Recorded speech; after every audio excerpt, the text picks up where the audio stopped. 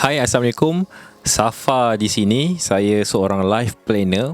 So, hari ini saya nak kongsikan kepada anda tentang sebuah cerita yang mungkin anda tak pernah dengar berkenaan dengan seorang yang boleh dikatakan alim ataupun warak lah. Jadi cerita ni tak ada kena-mengena dengan hidup dan mati, tapi just sebuah cerita yang saya nak kongsikan kepada anda. So cerita dia macam ni. Ada seorang alim yang sangat warak ni, tinggal di sebuah perkampungan. Jadi dia berkawan dengan ramai orang dekat kampung tu. So dia tinggal dekat tempat ibadatnya, di mana setiap hari almost ramai juga orang yang jumpa dengan dia untuk untuk beribadat bersama dengan orang alim ni. Jadi satu hari hujan turun tak berhenti. Hujan turun tak berhenti daripada aras banjir. Dia datang banjir, dan daripada aras kaki buku lali sampailah ke lutut. Jadi orang semua panik. Orang semua panik. Jadi daripada sehari jadilah 2 hari, jadilah 3 hari. Jadi ketika 3 hari itu, orang ramai pun jumpalah dengan orang alim ni. Jomlah kita pindah sekarang. Keadaan memang tidak menentu sih. Mungkin banjir akan bertambah tinggi, aras air akan bertambah tinggi. Tapi apa yang orang alim ni kata dengan penduduk kampung yang dia kata, tak apa, saya akan berdoa pada Tuhan, dan Tuhan akan selamatkan saya. Jadi selang beberapa hari kemudian, selang hari yang keempat, aras air dah sampai ke dada, sampai ke dada. Tapi dah entah macam mana orang alim tu sempat boleh juga berselamat dekat tempat ibadat dia. Jadi ada orang lain, orang kampung lain yang mana yang dah sempat melarikan diri, ada orang lain datang untuk tolong, minta dengan orang alim ni, jom kita pindah sekarang, keadaan tidak selamat. Tapi apakah orang alim ni kata? Orang alim ni still lagi dengan kenyataan dia, tak apa, saya doa pada Tuhan, saya akan selamat di sini. Dan seterusnya, keadaan sangat tidak boleh katakan tidak selamat lagi. Jadi paras saya dah sampai ke bumbung.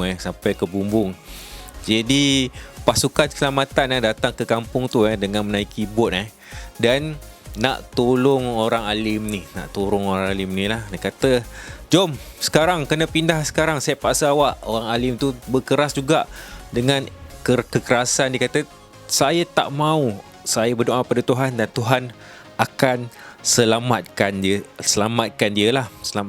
dia. Jadi pihak berkuasa ni selamatkan orang lain, dan kemudian dia dapat tahu orang alim ni meninggal dunia sebab tak sempat melarikan diri dan lemas. Jadi apakah kesimpulan bukan cerita kesimpulan lagi. Jadi saya bukan nak cerita kesimpulan dia, tapi cerita dia macam ni. Jadi orang alim ni pun ketika di dunia akhirat, ni cerita di dunia akhirat pula, dia tanya kepada Tuhan, wahai Tuhan, kenapa tak selamatkan diri saya ketika saya di dunia? So Tuhan tu jawab,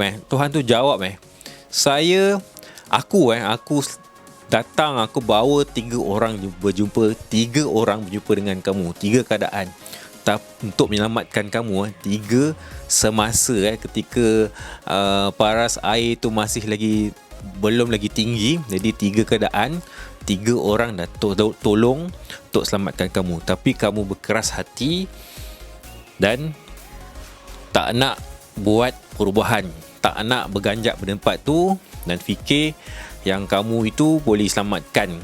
Tapi sebenarnya aku dah selamatkan kamu, tapi kamu tak bertindak. Jadi apakah kesimpulan yang boleh saya ceritakan dalam kisah ini ialah macam ni diri kita ni sebenarnya, anda, saya, semua orang sebenarnya dah memang ada orang menasihati kita, orang yang sentiasa tunjuk kita ini jalan dia, ini way dia. Tapi kita, saya sendiri berkeras hati, tak mau dengar. Seperti juga diri anda yang anda rasa macam pelan perlindungan ni sebenarnya tak penting pada diri anda sekarang. Sebenarnya dia sangat penting keadaan sekarang ni, disebabkan oleh kita tak tahu apa yang berlaku pada diri kita selepas ini, petang ini, malam ini, besok, minggu depan, bulan depan. uncertainty. Kita tak tahu apakah diri kita ni akan berlaku pada masa depan. Jadi takkan kita nak tunggu kita sakit, takkan kita nak tunggu bila kita mendapat na'udzubillah misalnya kecelakaan baru kita nak bertindak. Time itu barulah kita terfikir, kita menyesal. Jadi seperti yang berlaku kepada kawan saya yang memang memiliki dia sedang umurnya sebaya dengan saya, umur 40. Dia kena buah pinggang, dia kena dialisis, buah pinggang ni tidak berfungsi. Jadi dia menyesal sebab apa tak mengambil pelan perlindungan untuk diri dia. Jadi dia kena bayar lebih untuk premium yang akan datang, dan dia punya dia punya perlindungan tu tak sepower sebelum. Jadi kepada anda semua, jangan tunggu anda nak sakit baru nak buat pelan perlindungan. Dan ramai, saya tahu ramai kawan-kawan anda juga seperti saya tentang bertanya ataupun memberi konsultasi ataupun beritahu menasihati anda, jom buat perlindungan. Tetapi anda masih lagi menunggu, anda masih lagi seperti buat tak tahu. Ini bukan anda, mungkin orang lain yang mana yang dah ada tu alhamdulillah. Tapi apa yang saya ceritakan di sini, apa yang saya nak kongsikan di sini ialah jangan tunggu sampai berlakunya benda yang kita tak nak dengar, yang tak nak berlaku pada diri kita atau keluarga kita. Mulakan sekarang untuk anda mempunyai pelan perlindungan tu. Bukan dengan saya, bukan dengan sahabat rakan anda. Anda perlu sekarang ni, sebab apa? Inilah masanya ketika kita tak tahu apa yang akan berlaku pada diri kita, pada masa depan kita. Tengok COVID-19 ramai orang dah nampak, dah mempunyai kesedaran tentang keperlindungan dan juga health, tentang health masing-masing. Jadi bila umurnya dah meningkat, dia punya dia punya banyak kita boleh bila umurnya tinggi, umurnya mungkin tinggi, umurnya meningkat, bila umurnya bertambah, jadi time tu premium tu harga dia akan menjadi mahal tau.